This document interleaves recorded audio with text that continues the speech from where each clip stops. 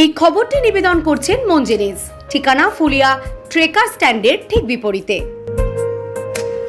এই মূর্তিটা তো নেওয়ার জন্য অনেকে এসেছিলেন সরকারের পক্ষ থেকে।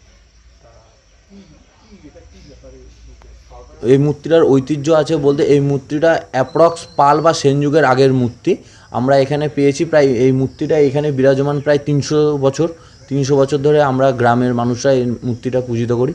তার আগে এখানে জমিদার বাড়ি ছিল, এই যে পাশেই জমিদার বাড়ির বংশ পরম্পরায় এখন এখানে আপাতত কেউ থাকে না, সব চাকরি বা কাজের সোর্সে বাইরে বা বিদেশে থাকে। এই মূর্তিটা কোথায় পেয়েছেন আপনারা? এই মূর্তিটা পেয়েছি বলতে, এই মূর্তিটা এই জমিদারদেরই জমি চাষ করতে গিয়ে লাঙলের ফালে করে উঠে আসে। যেহেতু এই মূর্তির দেখবেন এখনও নাক আর ডান হাতটা না বা হাতটা এখনও কাটা, ওই ফালে লেগে ওই ডান হাত আর নাকটা কেটে যায়।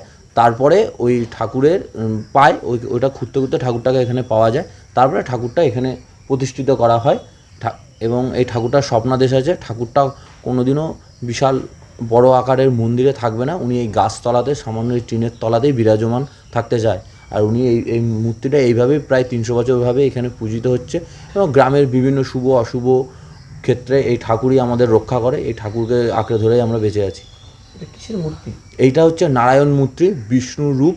বিষ্ণুর আরেকটা রূপ বাসুদেব। এই বাসুদেব রূপে আমাদের এখানে 12 মাস পূজিত হয়। এবং চড়ক মানে চৈত্র মাসের শেষে চড়ক উপলক্ষে, নীল পুজো উপলক্ষে বুড়ো শিব হিসাবে এই ঠাকুরটাও এখানে পূজিত হয় 2 দিন।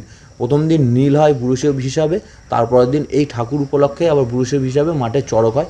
এই যে সামনে মাঠ। এই মূর্তিটা কিসের? এই মূর্তিটা মূলত কোষ্ঠী পাথরের। বহু সায়েন্টিস্টরা এটা পরীক্ষা করে নিয়ে গেছে। কিছুদিন আগেও আপনারা হয়তো জানেন যে এই মূর্তিটা নিতে সরকার থেকে লোক এসেছিলো, তারা হয়তো এই মূর্তিটা নিয়ে গিয়ে মিউজিয়ামে রাখতো। কিন্তু আমাদের গ্রামবাসীরা সকলে মিলে এই মূর্তিটাকে বাধা দিয়ে আমাদের যেটা আপন মূর্তি এটা আমরা নিজেরাই রেখে দিয়েছি এখানে গ্রামে। এখন আমরা নিজেরাই নিত্য পূজিত করি।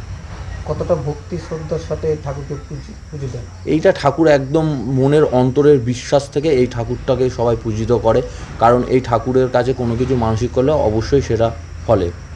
গ্রামের মানুষের এইটাই তার কাছে, ঠাকুরের কাছে কাম্য। আপনার নাম? আমার নাম রিন্টু সাহা।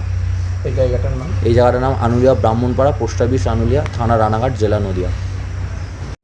এই খবরটি নিবেদন করছেন Barshak Medicare chemist and druggist centre. এখানে পাবেন সঠিক মানের ওষুধ ও বেবি ফুড, হোম ডেলিভারিরও সুব্যবস্থা রয়েছে।